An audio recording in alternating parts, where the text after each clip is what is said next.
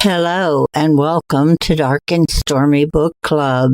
Also, a very happy new year. We are finally back. This is our first official episode since our holiday break. We want to be sure and thank everyone who submitted short stories to us, and we hope you enjoyed the reading of those over the past few weeks. Today, we have an interview with David Simmons. Enjoy. I'm Ann Dart. I'm Tracy Stormy. And I'm Kathy Knight. And together we are It Was a Dark and Stormy Book Club, a podcast for mystery lovers. Welcome.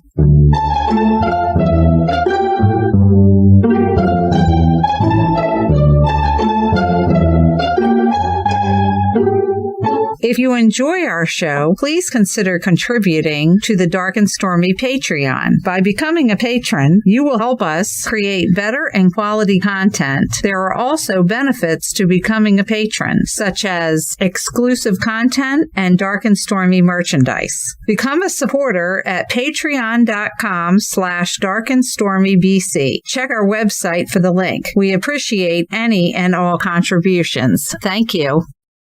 Ghosts of East Baltimore was released on July 20th of 2022. It is published by Broken River Books. In Baltimore, Worm has just returned from a 2-year stretch in prison.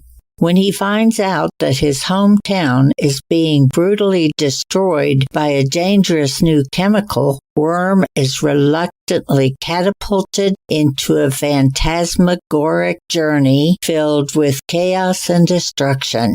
Can one man save the city before his 9 p.m. curfew at the halfway house? We are pleased to welcome to the program David Simmons. We met him at Fright Reads this past October. He has a book out called Ghosts of East Baltimore. Welcome, David. How you doing? Thanks for having me on the show. Really good to see you all again. Yes, it is good to see you again. Our listeners out there who aren't familiar with your work, can you give them like a little elevator pitch of your book? Ghosts of East Baltimore is about a guy. He gets out of prison. He wants to make some money really fast before his curfew at 9 p.m., but he runs into a whole bunch of problems. Some of them, your typical crime novel problems, and the others, otherworldly beings and murder cults and cosmic entities and all sorts of stuff. And he's got to get it all done and not violate his probation. So that's what Ghosts of East Baltimore is about. That is awesome. Okay. Why did you choose to start it out with him being a convict? Is that integral to the story? I have not had a chance to read it yet, so I'm sorry. I'm going to ask questions that are like for the readers out there who haven't read your story that they probably have. I would say, yes, it's very integral to the story, but it's also integral to me and the things that I write about. I do incorporate a lot of prison or prison-related people get in the system, whether it's probation, parole, prison. I have a lot of personal experience in the Maryland system. Okay. And I also have a lot of friends and people I associate with who are still in the system, still inside. Because of that, I feel I can add an authenticity that a lot of other authors can't. I like to do that. Also, I think that a lot of aspects of the judicial system are horrifying. I feel it fits really well with the horror. Okay. Very cool. I get and that. You put the ghost in because you also have experience with that? No. I did it because if y'all are familiar with the HBO series The Wire, it's like the biggest piece of media to come out of Baltimore since that show Homicide, as far as like a piece of media. I love it, but I also was like, man, what would happen if threw some crazy supernatural in a narrative like that? And then also, I live here. So right. I also understand that writing a narrative in Baltimore, the police, they look the other way a lot of times. I don't know if you've ever watched a horror movie or a sci-fi movie where like Predator 2, when he comes and kills everybody in LA and you're like, yo, why didn't they send the army in at some point? Right? Well, if it happened in Baltimore, they wouldn't. They would, you know? they would just be like, "Oh, that's not our problem," and they would just drive if it's away. Tuesday, if it's Tuesday, I don't leave. I don't want to call it a love letter to Baltimore because when I read it, you were pointing out all the gritty stuff. Hate. Yeah, that's a great way of putting it. A love-hate relationship with Baltimore. That's exactly what it is. Both for me and for my main character. At the end of the book, my main character has this moment where he goes on a rant about all the things he hates about Baltimore. And then he's like, but it's my city and you ain't gonna mess it up. You know what I mean? There's a lot of pride in Baltimore. I love that, Trace. You said a love-hate. That's exactly what it is. Growing up in the more rural area of Maryland, I was always a little afraid of Baltimore. But now that I'm older, I know that that's where I need to go for the cultural, because you're not going to get any kind of culture out here in the sticks. Yeah. Fair enough.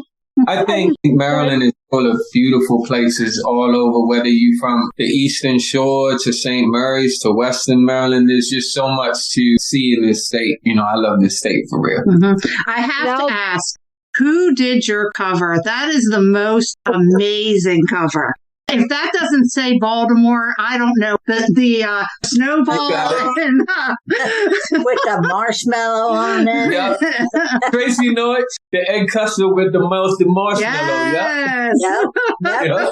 Says Baltimore right there. Exactly. I love it. In answer to your question, his name is A.A. Medina of Fabled Beast Design. I wrote a sequel to Go See East Baltimore that it came out right around when I met y'all. It goes to West Baltimore. And he did both the covers on it. Yeah, he's a really talented artist. I really like a lot of us in the, indie horror lit community. We really appreciate his work. He's really good.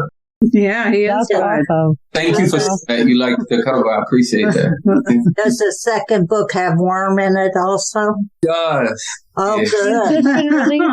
He's just been released from the Sinai Hospital in West Baltimore after losing an eye and suffering a soon-to-be fatal blast of radiation. Just to preface this, I am an author, so I tend to ask why did you choose to do that kind of thing? With representing some of your experience, did you ever, because I do this sometimes, if I pick something that's really close to me, sometimes I will struggle because I feel like you should already know certain things that actually are not well known in an experience like that. So did you struggle when you were writing to make it realistic but also relatable for somebody who doesn't have the experiences that you do?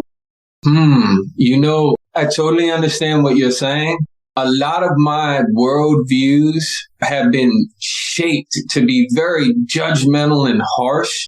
Anything I'm about to write about, even if I feel like I know everything about it, I try to read what other people are saying about it and how people feel, because I'm so biased with things. You know what I mean? Knowing that about yourself and then deciding to broaden your horizon on your own, that's beautiful. Yeah. That was the word I was going to pull up, and I'm like, does he want to be beautiful? You know what? I don't care. An example of that is, and speaking completely honestly about this, I hate the police. Okay? But I have interviewed more police for my writing than any other type of person. And that is because how dare I write about them with so much built up feelings against them? That's so wrong. I have to be like, damn, me boy going outside in the street ready to get killed. I have to put myself in their shoes. I feel like I know everything there is to know about the police until I realized I really had to interview the police.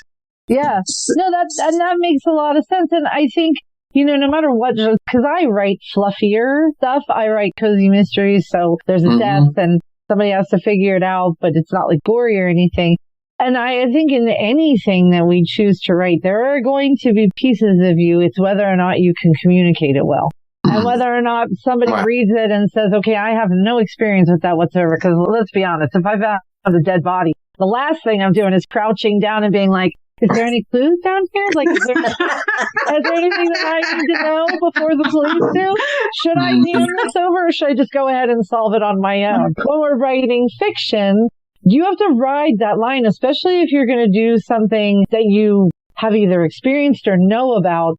you're not telling it like everybody else should, but you're also not over-explaining. From what I'm hearing, I'm thinking that you probably rode that line really, really well. And that's awesome. I hope so, but in real life settings, sometimes I can get too talkative about subjects I really like. So I hope I didn't, go too hard. That is what this is for. That's what we do here. So, David, I'm curious, what is your background? What got you into writing? I told this story a few times, but never to y'all and never to y'all fans. So it is new. Reading has been my life from the youngest age, from the moment I was 8, telling my mom that Goosebumps ain't hard enough. So she was like, all right, and handed me Cujo, like a lot of moms did back in the 80s. Oh, good mom.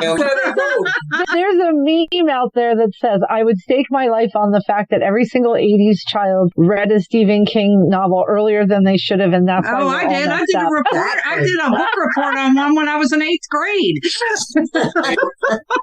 You get it. Oh, we were really looking more for Misty of Chincoteague, and you're like, yeah, no, you're getting Carrie. Come on. Yep, I remember she hit me with Cujo. Mom hit me with all the Stephen Kings, but Mom was really against Needful Things because a dog gets killed in it. So my mom would never let me. She's like, you can read about all these humans getting killed, but there's a dog killed in Needful. And yet, doesn't your reading so shape kind of your worldview? Because I always found that when I was reading, because I go to the library all the time, and I loved reading things that I didn't know anything about. But then it does inform how you interact with things, because you go out and you think, oh, well, so-and-so could do this. I'm sure I could do this. You have no fear. And you're like, oh, well, yeah, I mean, Cujo, if I see a dog, I'll just pet it and say, please don't eat me if I don't have my own car. Then you search out more stuff. That's true. Were you a horror reader from the beginning then? I would say not even just horror. I've just always been into transgressive stuff since I was a little kid. So whatever I could get my hands on, whether that was William Burroughs or Donald Goines or whatever I could find. Wow. Justin Ellis, books I wasn't supposed to be reading, when I was young. That's what I was into. And the desire to read the stuff I wasn't supposed to read, it made me a big reader. And then when I was a juvenile, I was in and out of the system for many years. Reading, it was great. It's a great way to escape. It is. And it's always been that way for me. And about 3 years ago, I decided to write a short story. I sent it to my wife. My wife is a hustler, so she was just like, all right, that's great. So how we going to make some money off of it? And I was like, Good job. Where's the paycheck? Where's the bag? Let's get it. So I Googled sending short stories out. I found a place. They were paying, I think it was either 5 cents a word or 8 cents a word. And I was, all right, let me send them something. So they accepted it within like a couple weeks. And I didn't realize this, but 3 years later, other authors have told me, and I've experienced, I was really lucky with that first acceptance.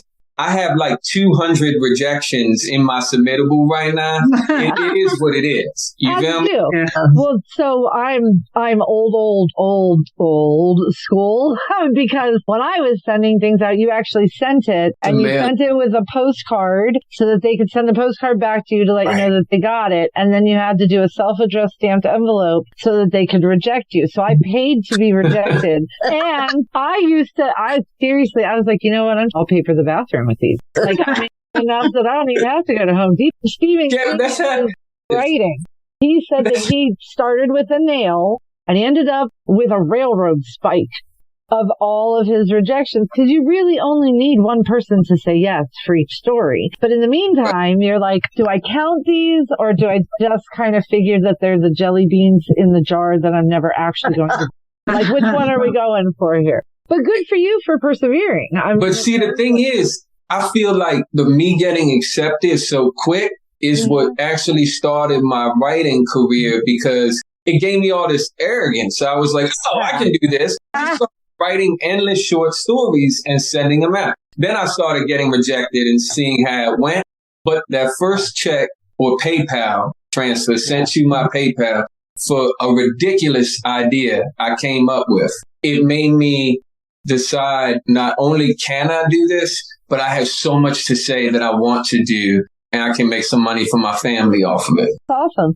Did you get any flack from the Greek community in Baltimore? Yo, hey, I am so glad you asked that question. 2 years, oh my God, I've been waiting for somebody to ask that question, right? First of all, I'm not Greek. I'm a Sephardic Jew. My people are from Turkey, right? So Okay. I had to interview a couple Greek folks to get that language right, to get certain things right. That's number one. But the thing is, the people that I hang out with and that I associated with for that, they loved that they were portrayed in that violent mobster sort of way.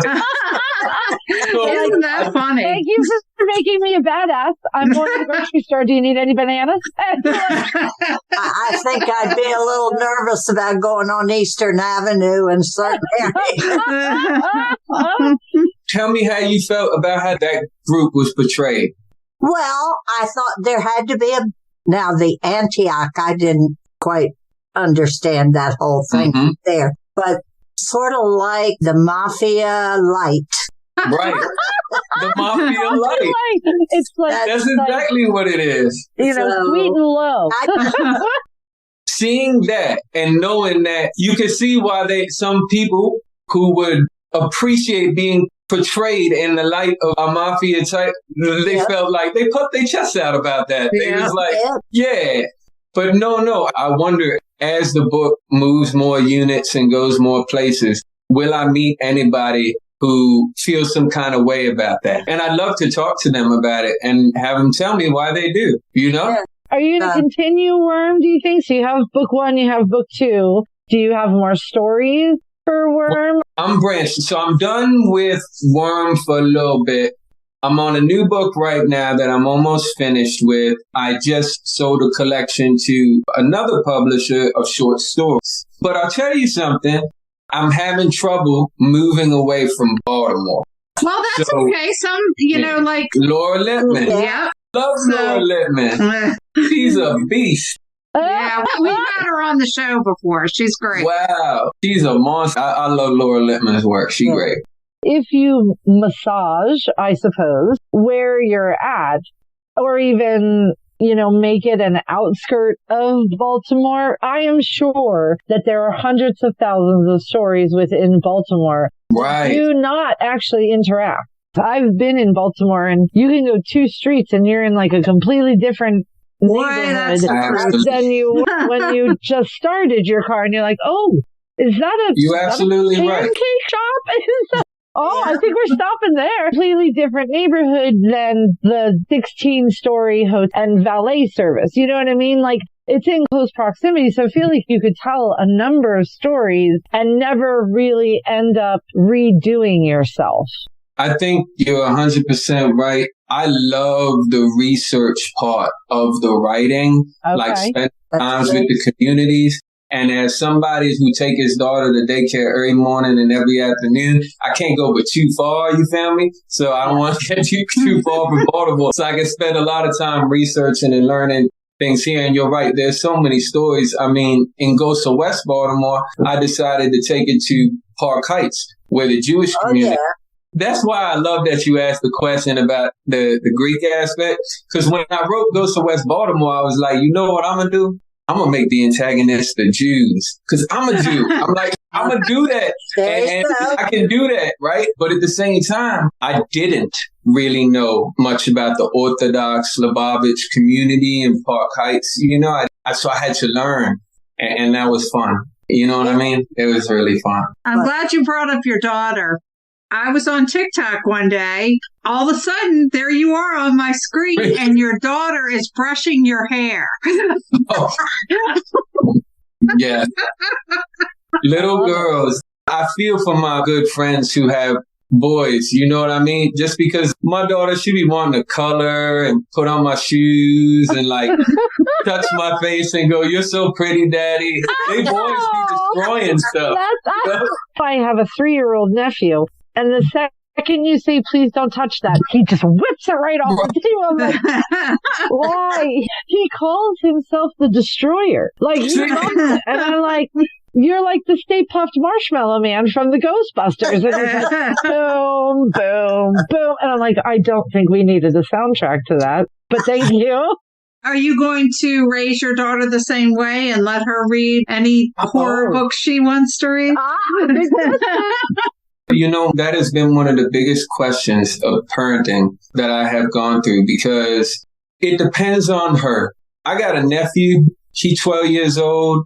2-3 years ago when he was 9-10 years, we would watch like horror movies and he would never go to school and talk about it. He kept his grades up. He wouldn't go all to his friends and be like, look what I seen in a movie. Look what I read in a book. But me, I think my dad took me and one of my homeboys to see The Crow when we were like in elementary. You remember that? Right. Yeah. Oh, yeah. Yo, I went to school and told every single kid in my class I done snitched on my dad. My dad got in trouble with my mom, all sorts of stuff about that. So I wasn't the type of kid who you could give that stuff because I didn't know how to handle it. I would ingest it, whether it was a Rage Against the Machine album, a Bone Thugs and Harmony album, a Stephen King book. I would ingest it and then I would spit at it all out to all the kids in school whose parents didn't want them to experience it.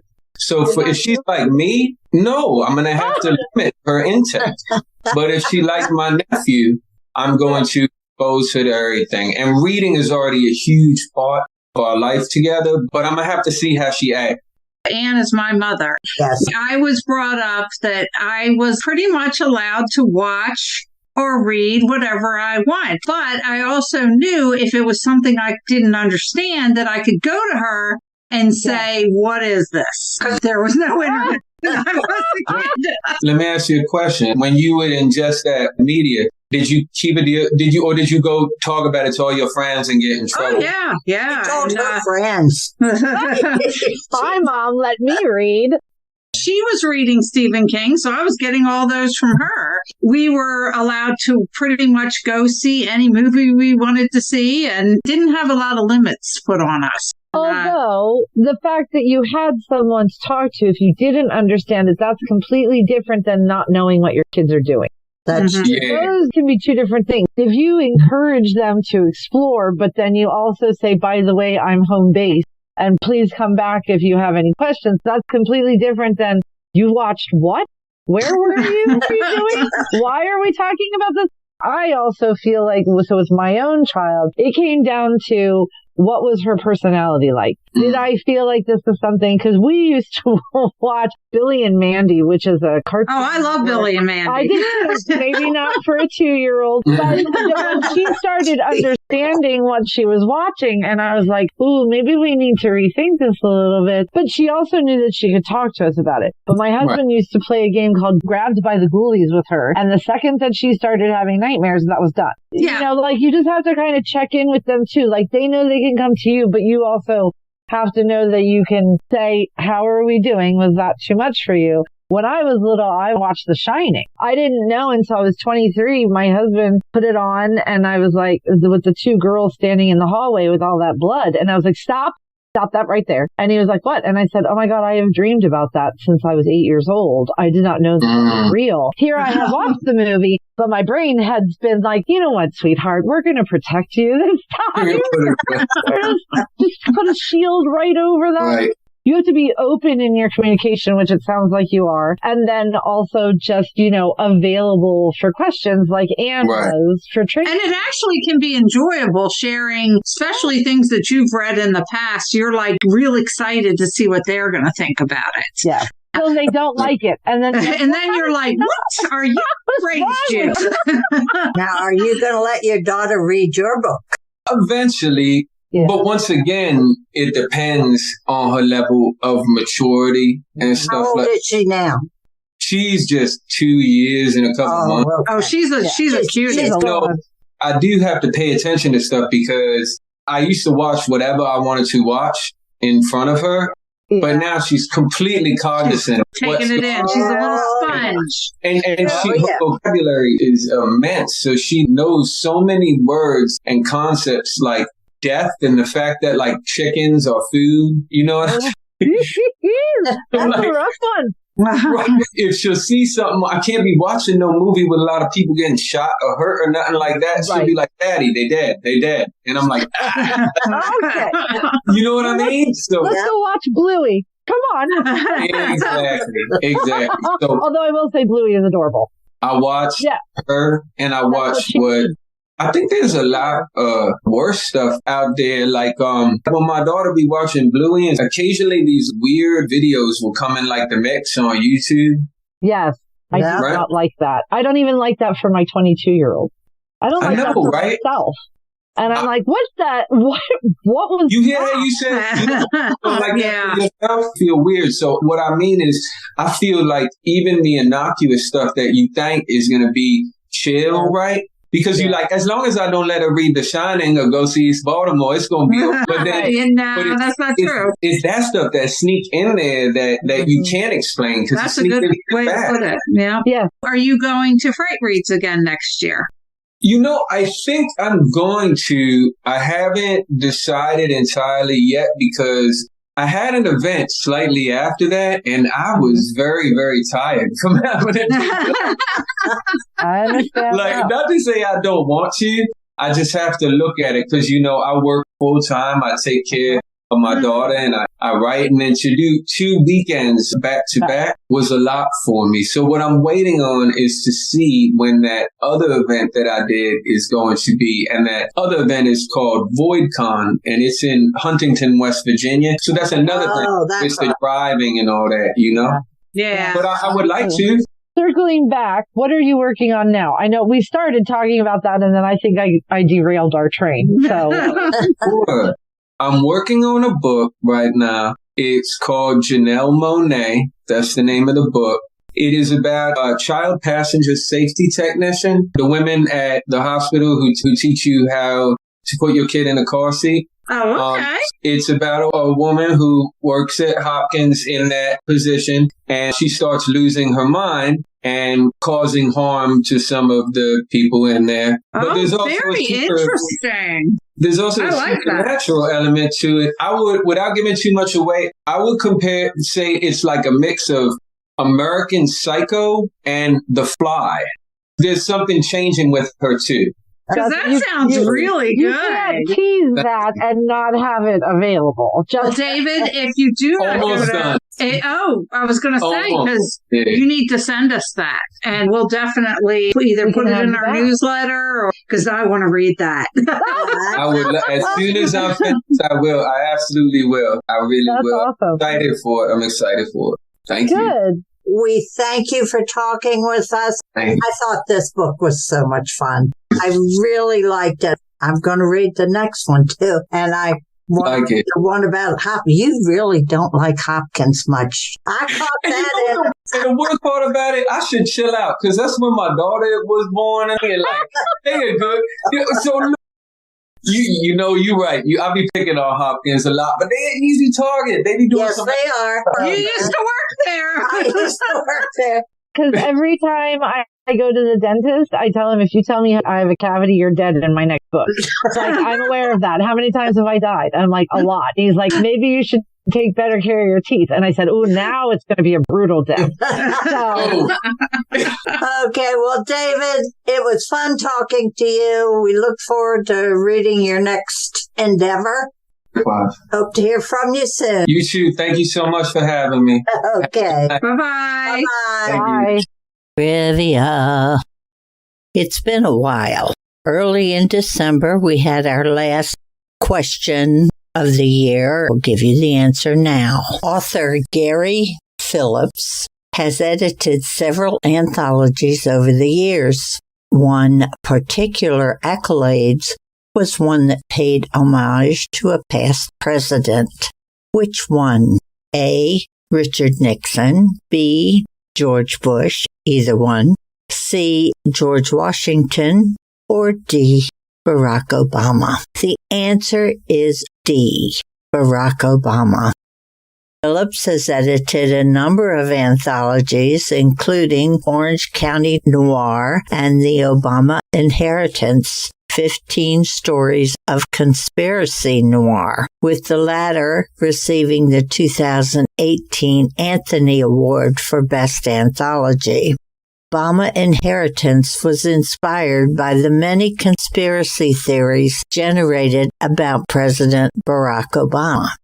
Each story in the anthology focused on one conspiracy theory as a means to riff on it, take it apart, turn it on his head, and give the reader a thrill ride of weirdo, noirish, pulpy goodness. This week's question is, which mystery author has a span of 29 years between the publishing of one of her mysteries? A. Mary Roberts Reinhardt, B. Ruth Rendell, C. Mildred Davis, or D. Amanda Cross?